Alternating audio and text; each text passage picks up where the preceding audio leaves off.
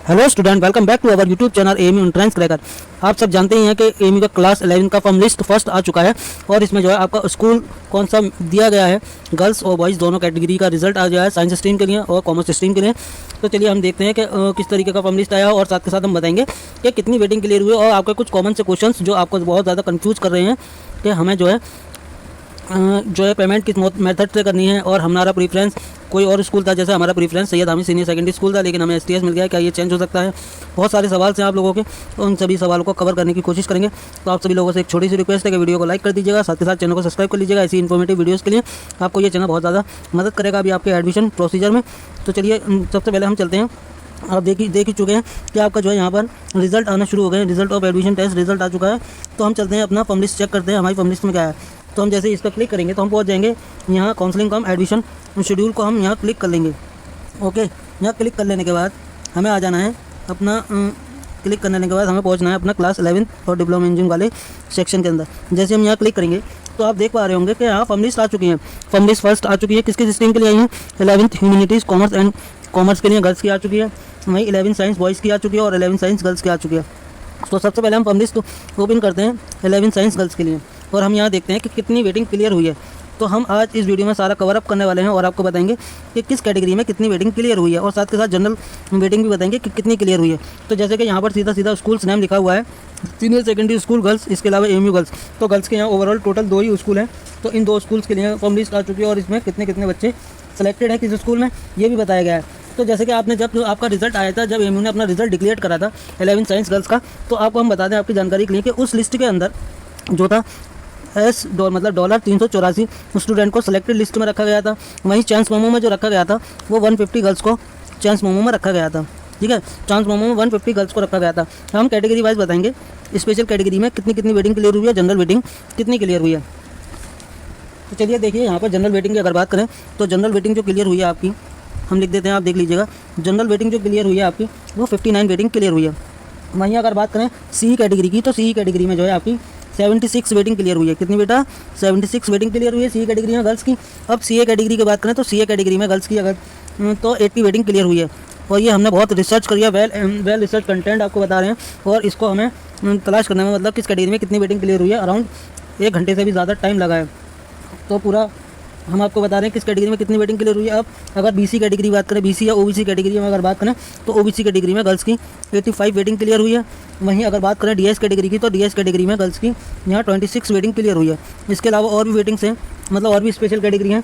तो चलिए चलते हैं आगे और देखते हैं किस कैटेगरी में कितनी वेटिंग क्लियर हुई है। तो यहाँ एक कैटेगरी और है एससी कैटेगरी। तो एससी कैटेगरी के अंदर जो है आपका 21 वेटिंग क्लियर हुई है।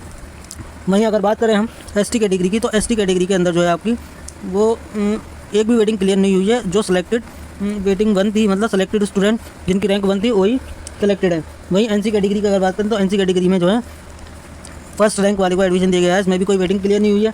पीएच कैटेगरी की अगर बात करें तो पीएच कैटेगरी में जो है यहाँ आपकी 10 जिसकी 10 रैंक थी सेलेक्टेड में, यानी कि ऐसी गर्ल्स स्टूडेंट जिनकी 10 रैंक थी सेलेक्टेड स्टूडेंट पीएच कैटेगरी में, उनकी जो है फॉर्म लिस्ट में जो नंबर देखने को मिलेगा। वहीं सीजी कैटेगरी के अंदर जो है जिनकी रैंक 1 थी वो भी फॉर्म लिस्ट में सेलेक्ट किए गए हैं, फॉर्म लिस्ट में उनका रोल नंबर देखने को मिलेगा। तो आप इसमें समझ गए होंगे कि गर्ल्स में जो है कितनी वेटिंग क्लियर हुई है। तो जनरल वेटिंग जो है गर्ल्स में 59 क्लियर हुई है, 59 वेटिंग क्लियर हुई है। ठीक है, चलिए तो अब बॉयज़ की बात करते हैं। तो बॉयज़ में बहुत ज़्यादा कन्फ्यूजन है क्योंकि वहाँ स्कूल का कोड दे रखा है और स्कूल का वहाँ नाम मेंशन नहीं किया गया है, इसलिए बच्चे बहुत ज़्यादा कन्फ्यूज हैं कि उनको किस स्कूल में एडमिशन दिया गया है। तो हम चलते हैं बॉयज़ का खोल लेते हैं अपना फॉर्म लिस्ट फर्स्ट और उसमें हम बताएंगे। सबसे पहले आपका एक कन्फ्यूजन दूर करेंगे कि आपको किस स्कूल में एडमिशन दिया गया है। तो उससे पहले हम आपको बता दें कि गर्ल्स कैटेगरी में फॉर्म लिस्ट में जितनी भी गर्ल्स हैं, ठीक है, या फर्स्ट राउंड में भी उनका जो है फॉर्म लिस्ट में आया है, सेकंड राउंड या थर्ड राउंड में जितनी भी गर्ल्स फॉर्म लिस्ट में रहेंगी, सिलेक्टेड रहेंगी, उन सभी गर्ल्स को हॉस्टल अलॉट कर दिया गया। यानी कि एएमयू के अंदर जो है सभी गर्ल्स को हॉस्टल अलॉट किया जाता है क्योंकि एएमयू के अंदर गर्ल्स की सेफ्टी का काफ़ी ज़्यादा ध्यान रखा जाता है। वहीं बॉयज़ को जो है जिनकी रैंक ज़्यादा होती है, वेटिंग कैंडिडेट होते हैं, तो उन्हें Syed Hamid senior secondary school नहीं मिलता है, जिसकी वजह से फिर उन्हें हॉस्टल अलॉटमेंट भी नहीं हो पाता है। जैसे कि एसटीएस स्कूल में एडमिशन होता है देन उन्हें हॉस्टल नहीं मिलता है, या फिर एएमयू सिटी हाई स्कूल में एडमिशन दिया जाता है देन तब भी उन्हें हॉस्टल नहीं दिया जाता है। तो सबसे पहले हमने देखिए, आप देख ही रहे होंगे कि हमने यहाँ पर बॉयज़ की खोल रखी है फॉर्म लिस्ट फर्स्ट। ठीक है, और इसमें हम आपको बताएंगे कि सबसे पहले आपका एक कन्फ्यूजन दूर करते हैं। और ये कन्फ्यूजन काफ़ी ज़्यादा स्टूडेंट का है, कमेंट सेक्शन में भी आके पूछ रहे हैं हमारी दूसरी वीडियोस पर कि सर एससी ये जो है आपका ये कोड दे रखा है SCHHH तो इसका मतलब है Syed Hamid senior secondary school, ठीक है। इसमें हॉस्टल अलॉट होता है अल्लामा इकबाल हॉल, ठीक है। अब एक और स्कूल है आपका, और इसका कोड जो है आपका SCMHA, और ये जो है STS स्कूल यानी कि मिंटो सर्किल स्कूल का कोड है। तो जिन स्टूडेंट के रोल नंबर के आगे SCMHA लिखा हुआ है तो उन्हें मिंटो सर्किल स्कूल यानी कि STS स्कूल अलॉट हुआ है, उनका स्कूल में एडमिशन होगा।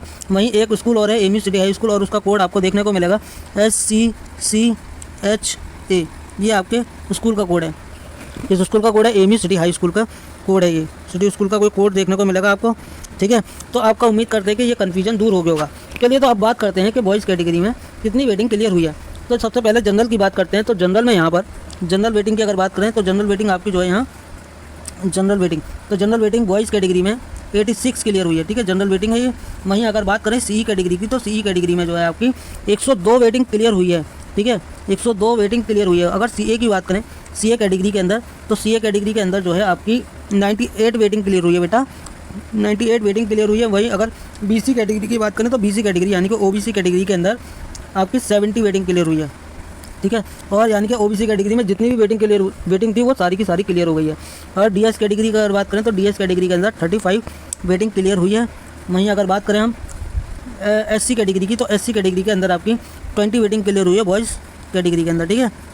अगर अब बात करें हम NC कैटेगरी की, तो NC कैटेगरी यानी कि NCC या NC बोलो आप, तो NC कैटेगरी के अंदर जिनकी रैंक 4 थी वो सिलेक्टेड है और वेटिंग कुछ भी क्लियर नहीं हुई है। वहीं ST कैटेगरी के अंदर कुछ वेटिंग क्लियर नहीं हुई है, हालांकि जिनकी रैंक 2 थी वो सिलेक्टेड है। और PH कैटेगरी के अंदर अगर बात करें तो PH कैटेगरी के अंदर यहाँ 45 वेटिंग क्लियर हुई है, ठीक है। 45 वेटिंग क्लियर हुई है। और CG कैटेगरी की अगर बात करें तो CG कैटेगरी के अंदर आपकी 2 वेटिंग क्लियर हुई है, ओके। तो हमने आपको इस वीडियो में बता दिया कि वेटिंग कितनी क्लियर हुई है। अब आपके कुछ कॉमन से क्वेश्चन थे, जैसे कि पहला क्वेश्चन एक स्टूडेंट का है, सर एमयू स्कूल बॉयज़ की फॉर्म लिस्ट फर्स्ट में सब बच्चों को स्कूल SH है, सर सेकंड लिस्ट में भी आएगी अभी क्या, सर प्लीज़ रिप्लाई। तो देखो बेटा, इनका क्वेश्चन ये है कि सेकंड लिस्ट भी आएगी, सेकंड फॉर्म लिस्ट भी आएगी, ठीक है। तो सेकंड फॉर्म लिस्ट कब आएगी, जब राउंड 2 की काउंसलिंग वगैरह सब हो जाएगी तो उसकी फॉर्म लिस्ट भी आएगी। जैसे कि फर्स्ट राउंड की काउंसलिंग होने के बाद फॉर्म लिस्ट फर्स्ट आई है, ऐसे सेकंड राउंड के बाद जो है फॉर्म लिस्ट सेकंड भी आएगी, ओके। अब नेक्स्ट क्वेश्चन ले लेते हैं, और ये है, सर जिसका फर्स्ट राउंड में रिजेक्ट हो जाता है क्या वो सेकंड राउंड में काउंसलिंग कर सकता है।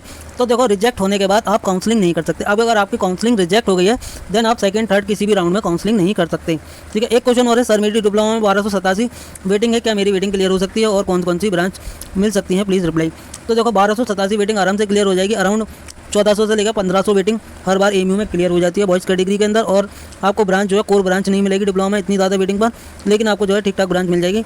और क्या किस वेटिंग तक कितनी ब्रांच मिलती है वो हमने आपको जो है एक वीडियो में डिस्कस कर लिया, तो वीडियो का लिंक आपको डिस्क्रिप्शन में मिल जाएगा, तो आप जाकर चेक कर सकते हैं।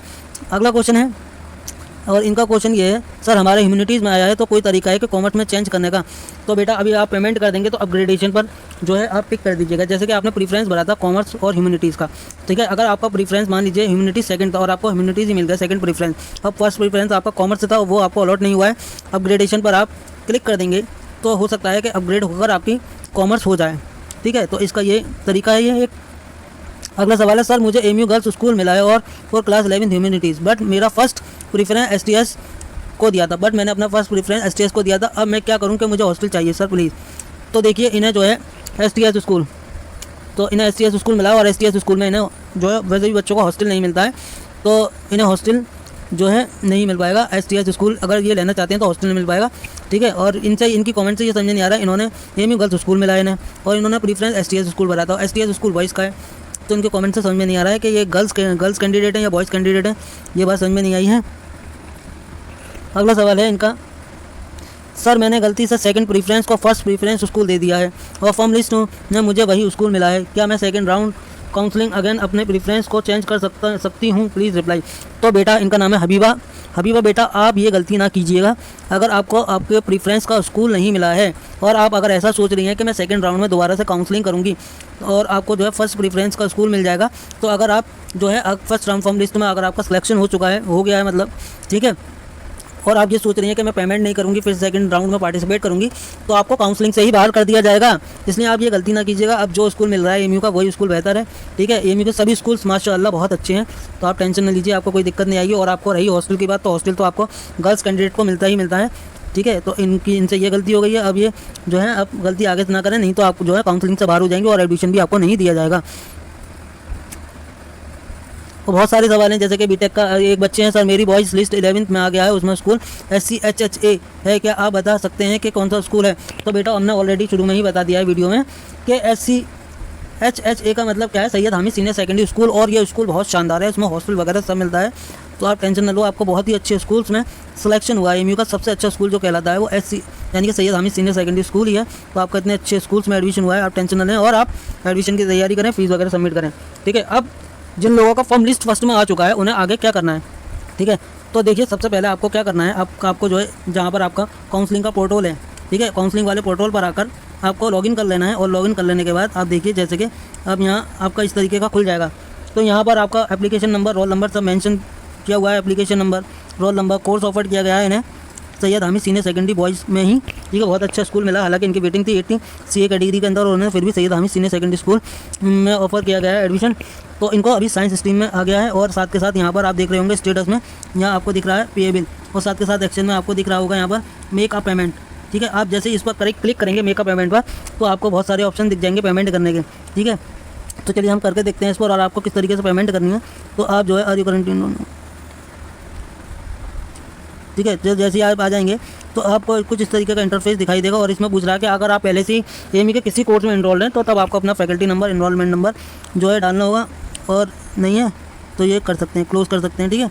तो अभी पेमेंट ना करें, तो पेमेंट करने का पूरा प्रोसीजर हम आपको समझाएंगे कि पेमेंट आपको किस तरीके से करनी है, ठीक है। तो आप ज़रा सी भी टेंशन न लें, और पेमेंट का पूरा लाइव करके दिखाएंगे। अभी आपको पेमेंट करने के लिए 3 दिन दिए जा रहे हैं, तो पेमेंट हमारे बताए हुए तरीके से करना है। हालांकि हम बता देते हैं कि पेमेंट आपको किस तरीके से करना है वो हम आपको बताएंगे, लेकिन पेमेंट के मेथड क्या है वो हम आपको समझा देते हैं।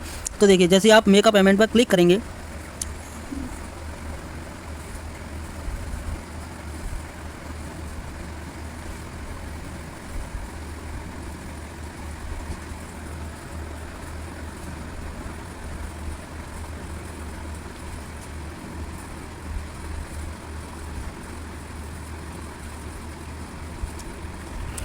तो देखिए स्टूडेंट, जैसे कि आप मेक अ पेमेंट पर क्लिक करेंगे, देन आपको कुछ इस तरीके का इंटरफेस दिखाई देगा।